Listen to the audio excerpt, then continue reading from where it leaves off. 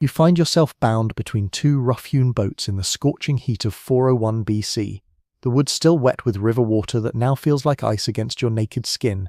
The Persian guards have just finished pouring the mixture, milk and honey, so sweet it makes your stomach lurch down your throat and across your face. The sun beats down mercilessly, and already you can hear them, the first tentative buzzing of flies drawn to the sugary substance coating your features. You try to move, but your head, hands and feet are the only parts of your body that protrude from this wooden prison.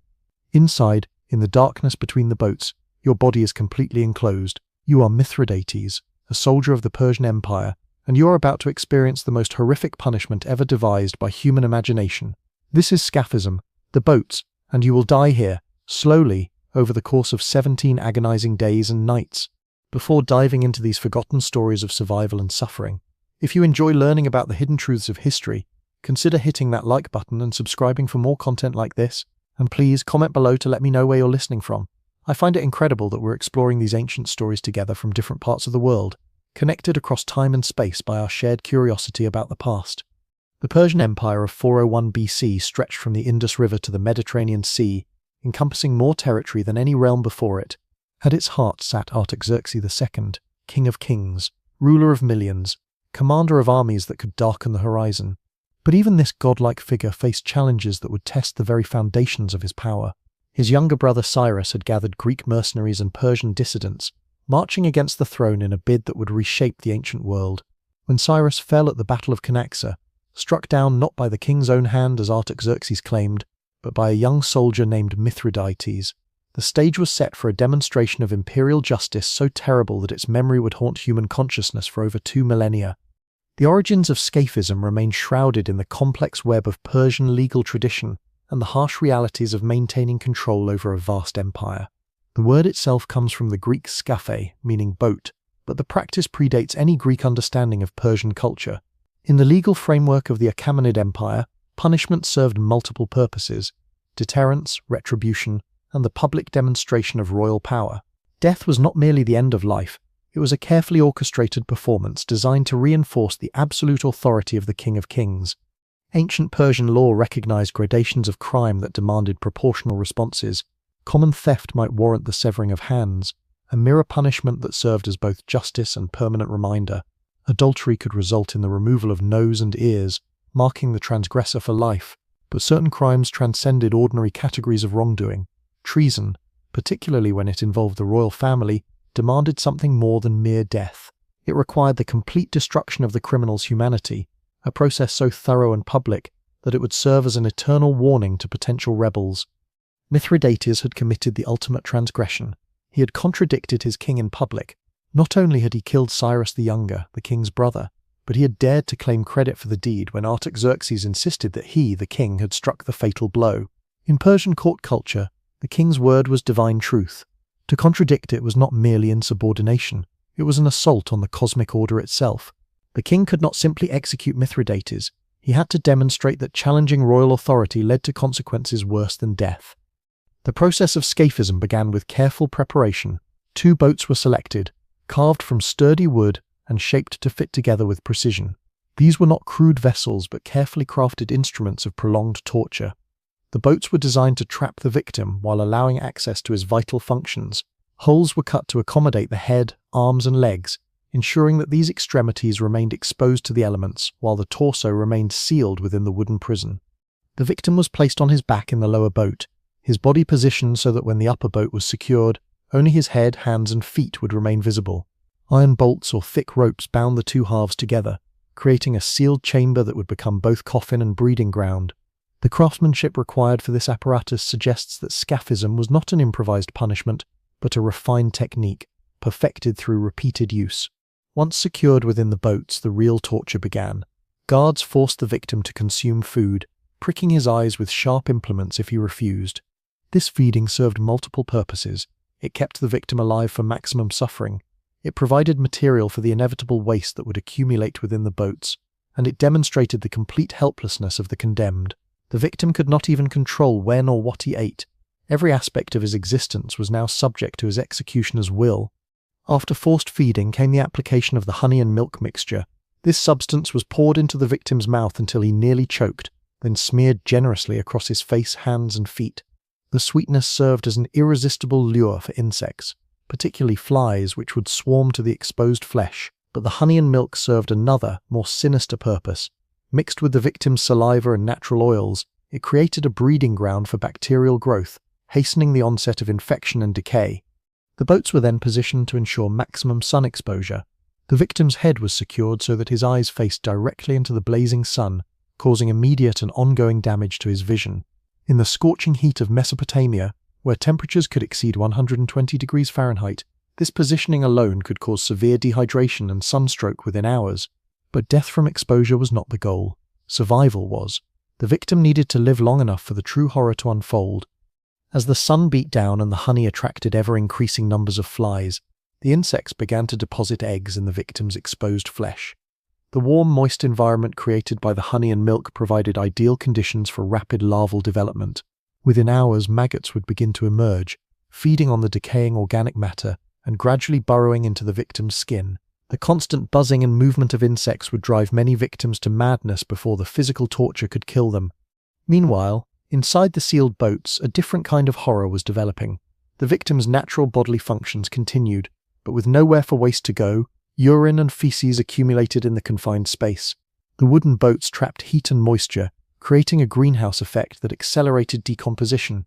Bacteria multiplied rapidly in this warm, humid environment, producing toxins that would gradually poison the victim's bloodstream. The accumulating waste attracted its own ecosystem of vermin. Rats and other scavengers, drawn by the smell, would gnaw at the wooden boats or slip through gaps to feed on the decaying matter. Some accounts describe victims screaming as rats chewed on their exposed feet, adding fresh wounds to the growing catalogue of injuries. The psychological impact of feeling small creatures moving across and through one's body, knowing that they were consuming flesh while the victim remained conscious, represented a form of mental torture, perhaps even more severe than the physical agony. Days passed in this living hell. The victim's exposed skin would blister and burn under the relentless sun, while his internal organs slowly succumbed to bacterial infection. Dehydration would cause the lips to crack and the tongue to swell, making even the forced drinking of honey and milk an agony. The constant exposure to his own waste would cause chemical burns on the lower portion of his body, while the upper extremities suffered from sunburn so severe that the skin would begin to slough off in sheets. By the end of the first week, most victims would have lost the ability to speak coherently, their minds destroyed by pain, dehydration, and the toxic effects of systemic infection. Yet their bodies, sustained by the enforced feeding and the honey mixture, would continue to cling to life. The human organism's stubborn refusal to die, even under the most extreme conditions, was essential to the punishment's effectiveness. Death had to be slow enough and public enough to serve its deterrent purpose. The crowds that gathered to witness Scaphism were as much a part of the punishment as the physical torture itself. Royal justice was always performed before an audience, and executions drew spectators from across the empire.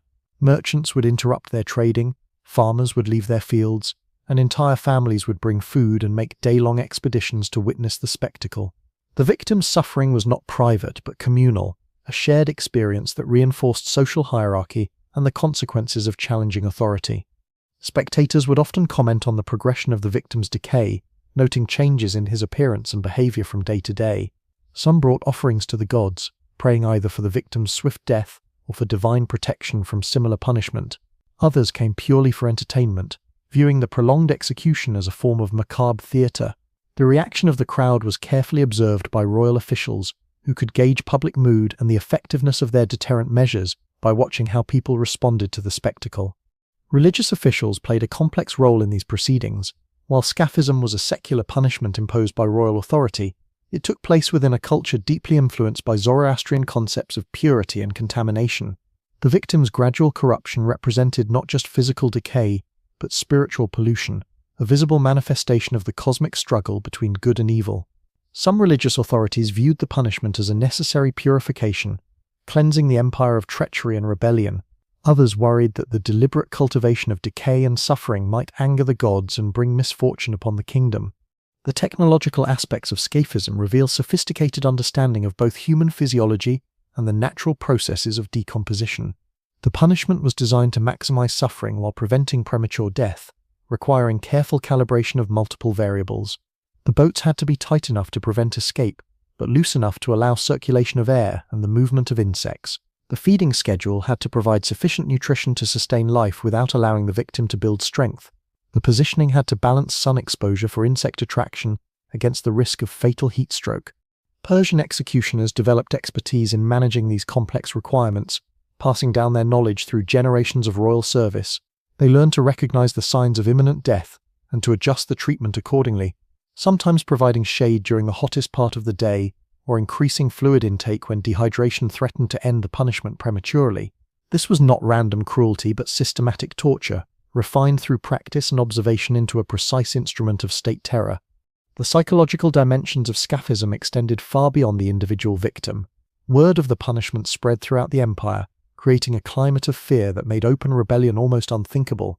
Soldiers who might have considered defection recalled the fate of Mithridates and chose loyalty instead.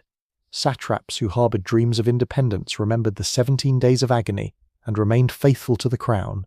The punishment of one man served to control millions, a calculus that Persian administrators understood and exploited with ruthless efficiency. For those forced to witness Scaphism, the experience created lasting trauma that further reinforced imperial authority. Children who saw the boats would grow up with vivid memories of what happened to those who challenged the king. Adults would carry the images of decay and suffering for the rest of their lives, sharing their experiences with family and friends, and thereby spreading the psychological impact of the punishment far beyond its immediate audience. Royal justice was designed to be unforgettable, and Scaphism succeeded in creating memories that would persist across generations.